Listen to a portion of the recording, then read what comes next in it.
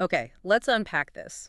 We're doing a deep dive into Deuteronomy chapter 30 today. Yeah, a really pivotal chapter. And our goal really is to get under the skin of the choice presented here, the core message. Absolutely. It starts with this future scenario, doesn't it? Right.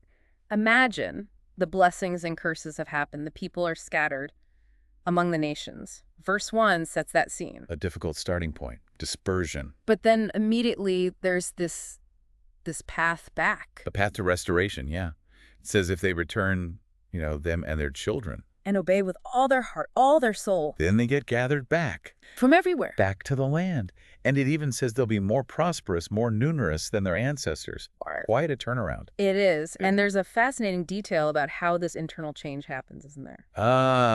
Yeah. The text says the Lord will circumcise your hearts. And the hearts of your descendants, too. That phrase, circumcision of the heart, it's powerful. What does that signal, do you think? Well, it points towards a really deep internal transformation, something God initiates, maybe. To enable that full love for God so Yeah. you can live. Exactly. It ties that internal capacity directly to life itself. So it's not just about going through the motions, it's the heart state, which, interestingly, God influences. Right.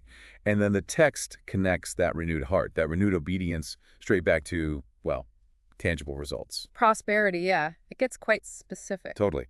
Obeying the commands again, the ones in the book of the law, turning back wholeheartedly. That's the route to flourishing. Work, family, livestock, land, all of it. It's a comprehensive picture of blessing linked to that relationship. But just as you're thinking about this deep change, these commands, the text says something pretty striking about them. It does. It insists the command being given is not too difficult. Not beyond reach, which feels almost counterintuitive sometimes. Definitely. It pushes back against the idea that God's expectations are impossibly distant. Explicitly says, not up in heaven, you don't need to send someone up there.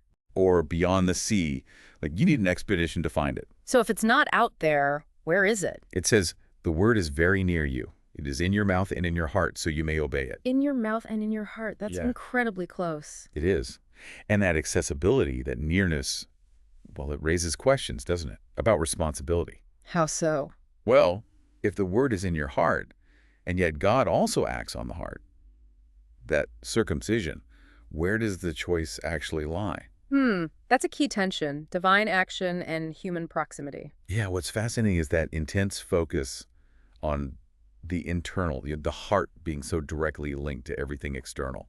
Dispersion, restoration, blessing, destruction, and the command itself being right there. And the text absolutely leans into the weight of that choice. It lays it out starkly. Very starkly. Life and prosperity, death and destruction. No gray area presented there. None. And life is defined, isn't it? Love God, walk in his ways, keep the commands. Do that and you will live and increase, be blessed in the land. That's the promise tied to choosing life. And the flip side, if the heart turns away, disobedience, worshiping other gods. That it's destruction, not living long in the land. The consequences are just as clear. So you have heaven and earth called as witnesses to this choice. Life and death, blessings, curses. And the instruction couldn't be clearer. Choose life. Choose life. Why? What's the ultimate reason given? So that you may love God, listen to his voice, hold fast to him, because it says the Lord is your life. Your life. And the promise of longevity in the land follows from that. So wrapping this up, this dive into Deuteronomy 30 shows this clear pattern, doesn't it? Consequence tied to obedience. Yeah, and a promise of restoration even after failure. But also this powerful idea that the path isn't hidden. Not distant, not complex in its accessibility. It's incredibly near. Which kind of hits home, you know? How often do we feel like the answer or the right way is somewhere else, complicated, hard to find? Right. And this text just cuts through that feeling. It says the core thing, the word, the choice. It's in your mouth and in your heart. So the provocative thought to maybe leave with you is this. If the word really is that close. In your mouth and in your heart. Yeah. What does that truly imply about where the power resides?